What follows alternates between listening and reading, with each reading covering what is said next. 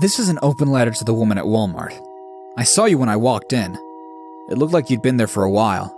My cart was empty save for the soda I threw in as I walked by the sale right inside the door. You already had your cart half full of food. And a crying baby. And another child, dragging his feet as he prepared to throw a tantrum. Your son, I assume. He's about 4? I saw your frustration mounting with his behavior. I wasn't following you intentionally. We just both needed breakfast goods, I guess. You bought Corn Pops, which I agree with your son are the worst of the breakfast cereals. He wanted Cocoa Puffs. I'm a Frosted Flakes man myself, but I picked up Cocoa Puffs too. You bought pretzels, the small twists. I don't know, I always prefer the rods. The salt ratio is better. I heard you try to hush your child. The baby doesn't know better, but Derek does. You aren't pleading yet. That will come in 3 more aisles. For now, you're stern. I bought ramen while you buy Campbell's. I share Derek's distaste for tomato soup. It does taste like warm ketchup.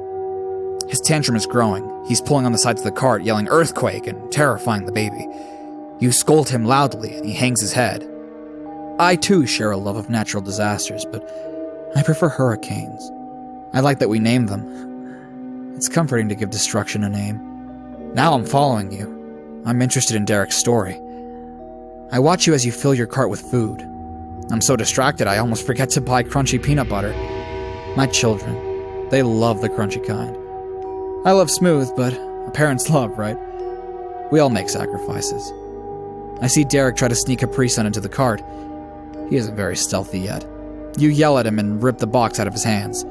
Once you scoot forward, I pick up the box and put it in my cart. I'll be honest, I got distracted for a few minutes. I needed to go down the baking aisle. I promised my kids we would make funfetti cake.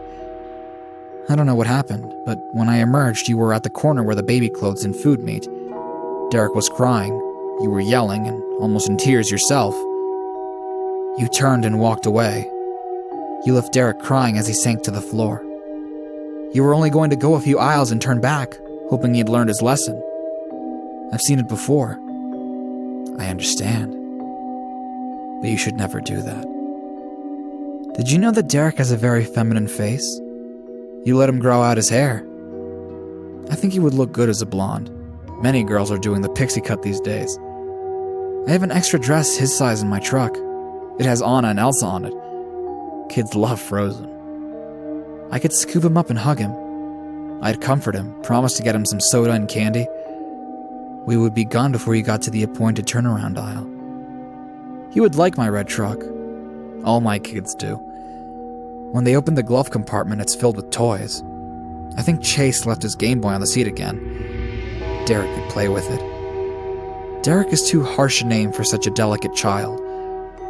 I like Savannah. You see, the Amber Alert will be looking for a boy with shaggy brown hair, blue jacket, gray Batman t-shirt, jeans, and Converse. Savannah won't match.